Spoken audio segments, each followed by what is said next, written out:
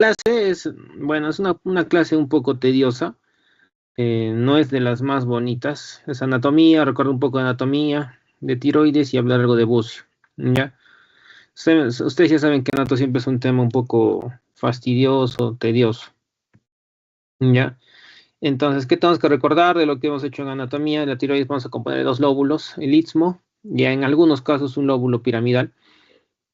El lado derecho es el más pequeño, o hasta puede estar ausente, ¿no? En algún porcentaje de los casos. El istmo también puede ser ausente en un 10%, y el que sí puede faltar muchas veces es el llamado nódulo, el lóbulo piramidal.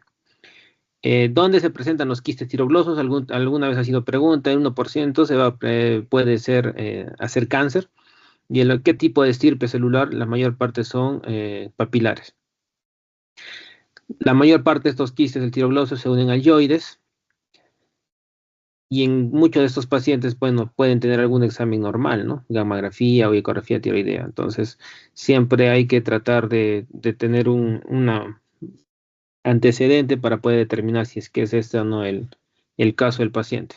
¿Qué procedimiento es quirúrgico para la resección de quistes tiroglosos? El procedimiento es Instruct, ¿no?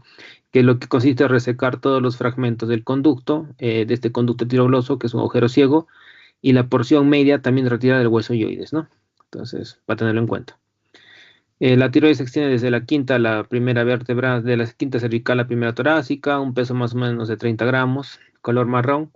Se localiza por detrás del esternocleido y el esternoyoideo, ¿no? De esos dos músculos. Más o menos 5 centímetros de longitud, 3 centímetros de ancho, más o menos 2 a 3 de grosor, ¿ya? Eh, el istmo es el que los une, más o menos igual 1,3 de ancho, y la cápsula verdadera tiroides está originada desde la fascia cervical. En la región posterior de esta hay un engrosamiento que está fijada al cartílago cricoides y pueden dar lugar a los ligamentos de Berry. También hay una cápsula falsa que proviene de la fascia pretraquial, llamada la vaina peritiroidea, ¿no? O cápsula quirúrgica, que por delante de esta puede estar bien desarrollada y por detrás relativamente laxa. ¿Por qué es importante recordar esta? Porque permite que cuando haya bocios crezca para donde más la tiroides, hacia atrás, ¿ya? Por la cápsula falsa. Ya lo mencioné, la cápsula falsa. Las paratiroides se encuentran entre la cápsula falsa y la verdadera, y se pueden encontrar músculos elevadores de la tiroides conectados entre la glándula y el hueso yoides, ¿no? Compite en irrigación junto con las suprarrenales. Después de las suprarrenales, creo que es el órgano más irrigado de todo el cuerpo. Por eso en cirugías de tiroides hay que tener bastante cuidado con lo que es la hemostasia. Bueno, nosotros como cirujanos generales lo veíamos esto hace 15, no, más, 20 años, 25 años, ¿no? Desde que vino lo que es la subespecialidad ahora especialidad de cirugía de cabeza y cuello, son los ya dedicados a hacer tiroides, ¿no? De general ya nosotros nos dedicamos mucho más a abdomen, ¿no? Pero ellos cuando hacen sus cirugías se dedican mucho a la hemostasia. La irrigación está dado por las arterias principales, la tiroidea superior e inferior, y alguna rama inconstante, la tiroidea inferior. La tiroidea superior nace por encima de la arcada, de la arteria carótida externa, normalmente, o la carótida interna son las ramas originales de este, ¿no? En su recorrido por la tiroidea superior es paralela en algunos casos al nervio laringeo superior, ¿no? Que hay que tener en cuenta. La arteria tiroidea se encuentra, como mencionamos, paralela a esta, el nervio laringeo recurrente. ¿Por qué es importante este? Porque inerva los músculos, que nos ayuda mucho en la fonación, el cricotiroideo, cricofaringeo. Por eso, si escribiera después de la cirugía alguna más regulación en la fonación, podemos presumir qué tipo de nervio es el que está lesionado, ¿no? Hay 6 ramas de la tiroidea. No viene el caso recordar todas o memorizarlas. No estamos en anato, estamos haciendo un recuerdo de la anatomía quirúrgica. El nervio laríngeo recurrente anterior o ascendente es el que tenemos que tenerlo en cuenta acá. Ya, la tiroidea inferior es de donde se va a originar del tronco tirocervical. El 15% se va a originar directamente de la arteria subclavia, es algo raro. La inferior sube por detrás de la carótida, de la yugular interna y del músculo largo del cuello. ¿Qué es lo que nos importa acá? Que perfora la fascia prevertebral y se divide en dos, ¿no? Y más o menos al cruzar el nervio laringio recurrente ascendente, ¿ya? Entonces, este nervio es el que tenemos que tenerlo en cuenta como reparo anatómico cuando tengamos que, bueno, los cirujanos cuando hagan resecciones de este órgano. Drenaje venoso, normalmente por tres pares de venas, las superiores, medias, inferiores. La superior acompaña a a la arteria, emergen del polo superior de la tiroides y entra en la yugular interna o la vena facial común. Las medias son menos constantes, emergen del lado lateral y drenan en la yugular interna. Y las inferiores, que son las más grandes, bueno, pueden ser también entre las más variables y asimétricas. La rama derecha pasa por delante del tronco venoso brachiocefálico y drena en el mismo, ¿no? También la inferior puede cruzar la tráquea para drenar en el tronco brachiocefálico izquierdo, ¿ya? En cuanto al drenaje, ¿por qué va a ser esto importante? Cuando hablen ustedes de NM de tiroides, de cualquier tipo de cáncer, siempre les van a preguntar cuál es el tipo de drenaje linfático, ¿no? Hacia dónde son los más frecuentes sitios de metástasis del NM de tiroides. Entonces acá depende de qué lado, si es derecho, izquierdo, el posterior o el anterior. Y qué ganglios normalmente esto es pregunta casi de residentado, ¿no? No tanto de nosotros en básicas, pero es para que conozcan los grupos ganglionares de acuerdo a para hacer una disección radical de cuello que hacen normalmente los de cabeza y cuello en cuanto tenemos un cáncer de tiroides, ¿no? El laringio recurrente derecho, normalmente hay que tener en cuenta los dos nervios cuando se haga algún tipo de resección de este órgano, porque pueden ser los más dañados, más frecuentemente dañados, ¿no? Y por ende podemos causar hasta parálisis de las cuerdas vocales, parálisis del cricotiroideo, porque son nervios que los inervan a estos músculos, ¿no? Entonces siempre tenerlos en cuenta, al derecho y al izquierdo más o menos cuál es su recorrido, para que no sean lesionados. Normalmente la glándula de tiroides está inervada por el sistema simpático, ganglios superiores y mediales, el laringio recurrente y el derecho e izquierdo también tienen partes del sistema parasimpático. Esto va a ser importante porque eso nos permite que también tienen algún desempeño en esto, en la cirugía de la tiroides, para tenerlas en cuenta y poder hacer la reparación. El nervio laríngeo recurrente derecho, por ejemplo, cruza por la parte anterior de la arteria subclavia y se va a enrollar en la arteria y asciende por el surco traqueosofágico para pasar posterior al óvulo, ¿no? Entonces tenemos que tener en cuenta esto en el paciente. Eh, ¿Para qué nos importa esto? Porque estamos hablando un poco de la cápsula falsa y verdadera. Entonces, ¿para dónde puede crecer mucho la tiroides cuando hay algún tipo de bocio o aumento de volumen? Hacia la parte de atrás. Entonces puede haber lo primero el problema de compresión de los laringios recurrentes. Entonces, pues siempre el paciente puede presentar algún síntoma de disfonía, ¿no? Que es lo más frecuente en ellos. ¿De dónde hemos sacado toda esta referencia bibliográfica? Es Kandalakis, que es quien demuestra que el laringio, el nervio derecho, puede ser con mayor frecuencia se encontraba entre las ramas arteriales y el nervio izquierdo, ¿no? Y en algunos casos se encuentra por detrás de la arteria, ¿no? Entonces, para encontrar o son variantes que los han descrito.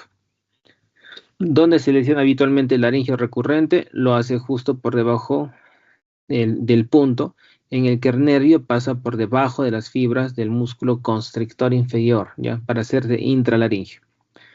Si es unilateral la lesión, entonces la voz se va a conservar, pero con algunas modificaciones en tonos, etcétera, ¿no? Y si se lesionan el recurrente y el laringio superior, va a haber disfonía y hasta imposibilidad de toser, ¿no? Con el transcurso de los días se va a medializar la voz, mejora, pero puede haber alguna estenosis o una periestenosis de la vía aérea por la lesión del nervio laringio superior, ¿no? ¿Qué más puede ocasionarnos esto? Va a haber una pérdida del reflejo de la tos, dificultades puede haber con aspiraciones, y si fuera una lesión bilateral, bueno, va a haber estrechamiento de las vías aéreas porque no va a haber oposición a los cricotiroideos, ¿no? Porque por lo tanto son necesarios estos nervios, ¿no? Entonces, si hubiera alguna lesión durante algún tipo de la cirugía, tenemos que tener en cuenta qué es lo que nos puede llevar. El nervio laringe interno proporciona en general las fibras sensoriales de la laringe, y en el área del receso piriforme de la laringofaringe también va a proporcionar fibras parasimpáticas de los elementos glandulares y algunas fibras del gusto, ¿no? Por lo que la oferta del torno a las papilas gustativas y el epiglotis, ¿no? Entonces hay que tenerlo en cuenta, ¿ya? Para hablar un poco de todo lo que es bocio, vamos a hablar de lo que es nódulos tiroideos, ¿no? El nódulo tiroideo solitario normalmente afecta a un tercio de la población. El riesgo de malignidad es bajo, menos del 30%, pero siempre tenemos que tener un screening, o sea, un protocolo para ver si es que hacemos algo más, hacemos algún tipo de biopsias, etcétera, o lo dejamos ahí. Las pruebas diagnósticas normalmente y las más actuales no nos diferencian con claridad entre casos benignos de los malignos. Por eso siempre va a haber un tercio de pacientes que están sobretratados, ¿no? Que se les da tratamiento que no deberían haberlo tenido. Va a haber importante impacto en la calidad de vida y consume, obviamente, recursos sanitarios, ¿no? Factores de riesgo de malignidad, edad y sexo, mayor prevalente en mujeres, pero mayor riesgo de malignidad en varones y sobre todo si son jóvenes, ¿no? Si es que hay historia de familiar de cáncer o asociado a síndromes genéticos, ¿no? Si es que ha habido antecedente de exposición a radiación en la infancia, también alto riesgo de cáncer de tiroides a partir sobre todo de los 100 milicuris. También puede haber tumores por radiación. ¿Cuál es más frecuente, el patrón folicular versus el papilar? Que estos son más agresivos. Por ejemplo, ¿dónde se ha visto que hubo más incidencia de esto? En los accidentes, ¿no? De Chernobyl, Fukushima, etcétera, porque hubo una exposición bastante a la radiación. Algunas tiroiditis, por ejemplo, como van a hacer ustedes o ya la han hecho Hashimoto, son las que están asociadas a algunos tipos de cáncer, ¿no? La mayor parte de estos son asintomáticos, ¿no? Más como se descubren por alguna imagen o algún estudio incidental, un hallazgo incidental. Si ya han crecido, son ya muy grandes, ya van a causar algún síntoma, ¿no? Sobre todo disfagia, disnea o ronquera, ¿no? Porque ya está afectando algún de los nervios que hemos mencionado. Si es que ya son más de 3 a 4 centímetros, ya requieren algo más que una ecografía, tal vez hasta una punción de aguja fina. Siempre en todo nódulo tenemos que pedir función tiroidea, porque tenemos que descartar que no sea otra causa la que estaba haciendo que crezca esa tiroides. Hay que hacer, puede haber alteraciones con alguna enfermedad de Graves o Hashimoto, hay que siempre hacer un diagnóstico diferencial. Saber hacer un buen examen físico para evaluar la consistencia, movilidad y las características clínicas de la tiroides.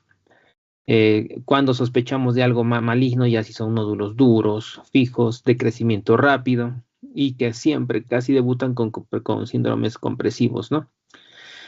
Entonces, normalmente cuando hay disfagia, si es que crecen hacia atrás, hemos dicho que por el tipo de la cápsula, ¿no? Entonces ahí podemos presentar algún tipo de presencia de disfagia. Disnea, si es que afectan la tráquea y se acompaña de tos, que aumenta sobre todo cuando el paciente adopta la posición de decúbito. Disfonía o ronquera si afecta al nervio laríngeo recurrente, ¿no? Con afección obviamente de las cuerdas vocales. Si son normalmente nódulos blandos, elásticos, estos normalmente se los considera benignos.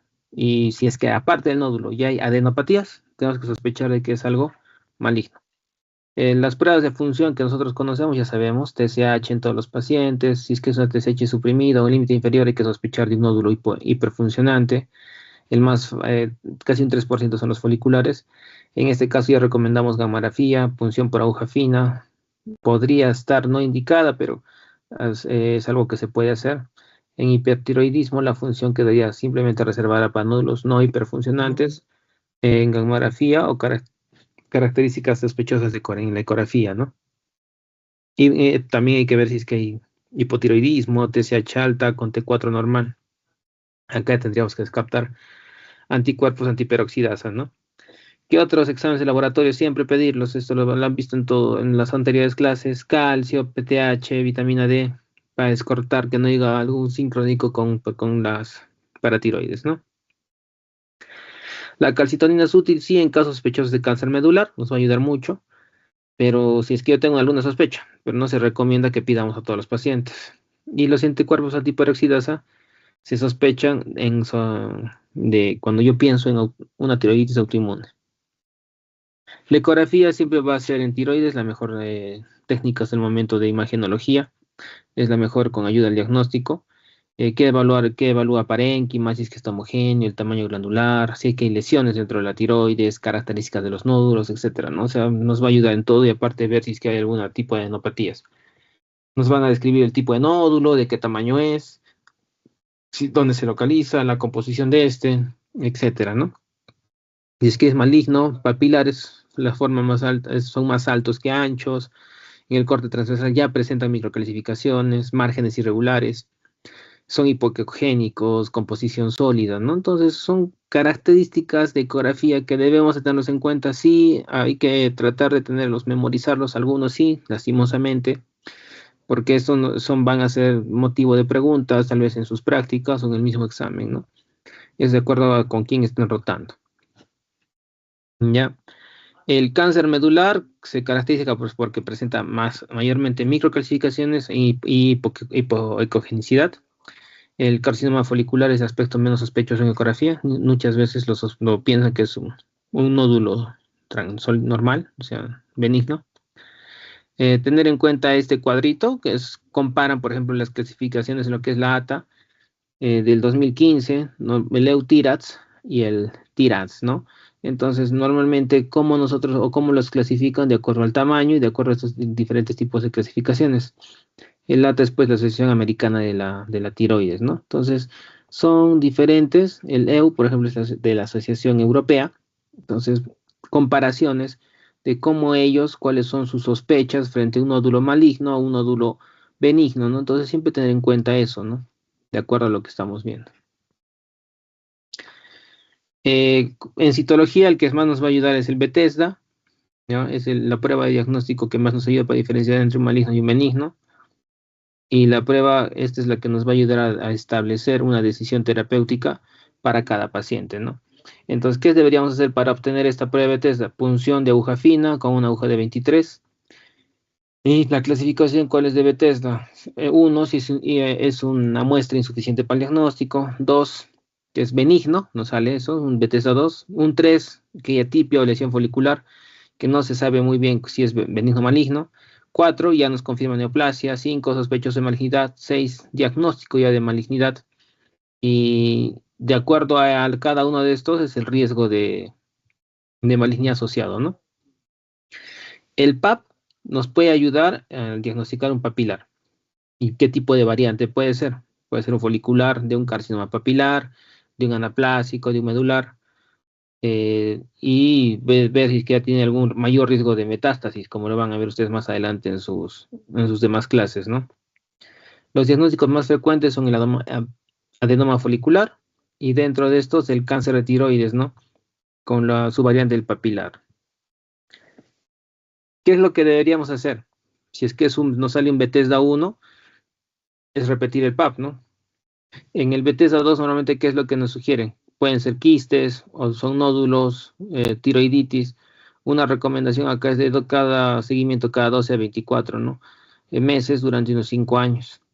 Si es que también en algunos pacientes, si es que es algo grande, es cirugía de entrada con Bethesda 2, ¿no? Si hay síntomas compresivos, si es que estos nódulos son más de 4, pese a que tal vez no se demuestre malignidad, pero igual tenemos que entrar a sala y tienen que operarlo, ¿no? O si es que tienen algún tema y sus pruebas terapéuticas no salen hipertiroideos, o pacientes que piensan que tienen cáncer y quieren que se los operen, también está considerado acá la cancerofobia, ¿no? Entonces, en este tipo de pacientes sí, ¿no? Eso es una común indicación quirúrgica.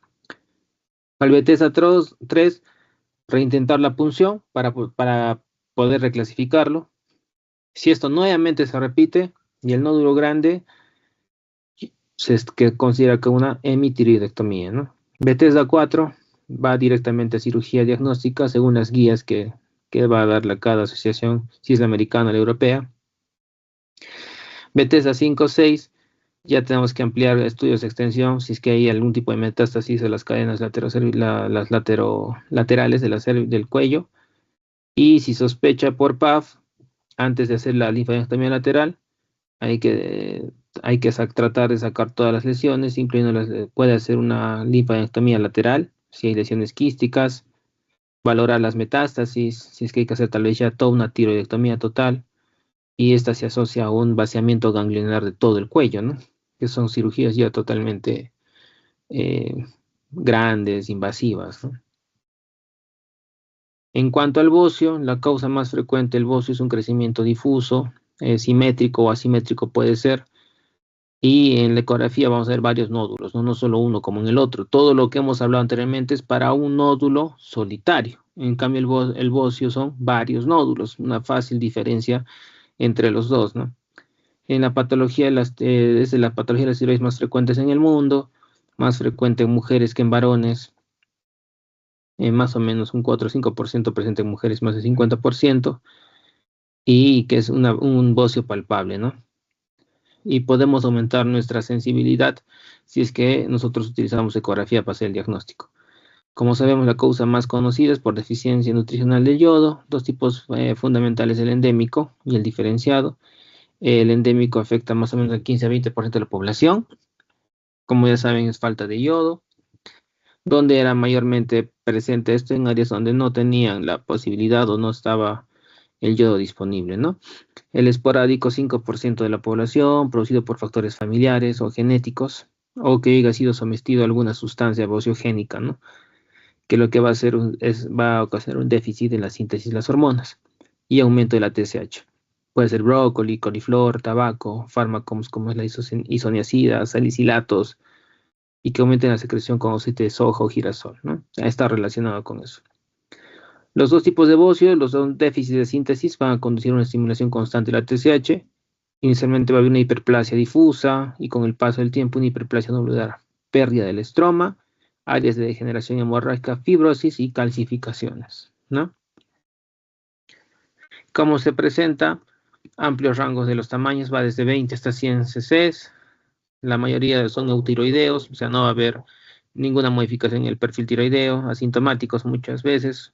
Algunos son pocos visibles, ya cuando son exageradamente grandes, obviamente es fácil el diagnóstico. Mayormente son diagnosticados a la palpación, cuando hacemos el examen físico. Ya se les dijo que son pocos los que presentan tal vez algún perfil alterado. Si es que hubiera esto, ya va a haber arritmias, puede ser en algunos bocios que son silentes. El crecimiento es lento, no es un crecimiento rápido, a diferencia del nódulo tiroideo solitario que nos va a llamar la atención. ¿Cuáles son los síntomas más comunes si es que crecen mucho? Compresivos, ¿no? Sí, sobre todo en las estructuras del cuello, disfagia, odinofagia, por un crecimiento hacia atrás, que es por donde más fácilmente puede crecer. Disnea, por aumento rápido de los nódulos, sangrado intranodular o presencia de algunos carcinomas que pueden asociarse a los bocios, ¿no? Y algún tipo ya muy raro que los bocios crecen hacia tórax, ¿no? Ya son bocios endotorácicos, síndromes de compresión venosa en estrecho del torácico superior, va a disminuir el retorno venoso, va a haber el signo de Pemberton, cianosis o pletora facial, dilatación varicosa de las venas preesternales, ¿no? Entonces son formas de presentación del bocio. La clasificación que nosotros usamos para actualmente es esta, es la que es que la descrita por la OMS, entonces la que tenemos que tener en cuenta, ¿ya? Siempre en el bocio, ¿qué es lo que se aconseja? Pedir un perfil tiroideo, algunos pueden tener el perfil alterado, la mayor parte de las veces es normal, como se les dijo. Tenemos que siempre descartar tiroiditis, o sea, pedir los anticuerpos, y la ecografía es de la mano el primer método de diagnóstico que nos va a ayudar, ¿no? De ayuda al diagnóstico en este caso. Cuando se considera bocio en mujeres más de 18 y en varones más de 25 cc de volumen. En cuanto a la indicación terapéutica, indicación de cirugía. Si es que hay sintomatología compresiva, obviamente se opera. Si son bocios endotorácicos, se opera. Hipertiroidismos clínicos o subclínicos, se opera. Crecimiento nodular, sospecha de malignidad o razones cosméticas, no porque son muy grandes. Son las indicaciones para cirugía. El bocio endotorácico, hemos dicho que se opera, entonces normalmente si es que es una persona avanzada de edad y hay más riesgo que beneficio, se puede dejar ahí ser expectantes, ¿no? Entonces esa sería una de las pocas indicaciones, ¿no? La técnica usada es la tiroidectomía total, que ya hemos dicho en lo poco de anatomía que hemos repasado, identificar los nervios para no tener algún tipo de los problemas de parálisis total o cambios o estrecheces que nos va a ocasionar disneas, ¿no? Complicaciones postoperatorias, puede haber un hipoparatiroidismo, porque puede haber alguna lesión de estas, puede haber una lesión del nadigio recurrente, hemorragias, porque es un órgano muy irrigado, infecciones de herida, que esperemos que no pase, porque puede haber algún tipo de celulitis y avanza rápidamente por ahí, traqueomalasias o disneas bruscas por algún tipo de lesión de los nervios. Los pacientes que no aceptan cirugía o sean de alto riesgo, se les puede ofrecer tratamiento de iodo 131 para reducir el tamaño, más o menos en lo que nos menciona la bibliografía es 40% en un año, ¿no? O radiofrecuencia, ¿ya? Entonces, eso sería la mayor, como resumen de lo que tenemos que saber de bocio, porque la clase solamente es bocio, ¿no? Pero siempre hay que hablar un poquito de nódulo tiroideo solitario, ¿no? Para hacer la diferencia entre bocio y nódulo tiroideo y ver alguna de las causas más frecuentes del nódulo, porque en el bocio son varios nódulos, como les dije, ¿no? En cuanto al examen, este tema sí es un poco feo, les puedo decir, no, a mí personalmente no me gusta para nada tiroides, pero en cuanto al examen, si es que me piden algún tipo de preguntas, vamos a preguntar poco de anatomía, nos vamos a ir mucho más enfocados a lo que es nódulo tiroideo solitario, clasificación de Bethesda puede ser, y obviamente de indicaciones quirúrgicas de cuál de los dos, ¿no? Cómo diferenciarlos. Casi yo, si es que puedo hacer algún tipo de pregunta con respecto a lo de anato, enfoquémonos a lesiones quirúrgicas de los nervios, ¿sí? Entonces, espero que esta haya sido la clase. Es un campo bien feo que tenemos que volver a recordar. Si alguien quiere ahondar un poco más, normalmente sacamos casi todos cuando tenemos que ver anatomía quirúrgica, nos basamos en este libro que es el Escándalo aquí. Si alguien quiere ahondar un poco más, quiere leerlo, yo creo que tal vez en su biblioteca lo tienen.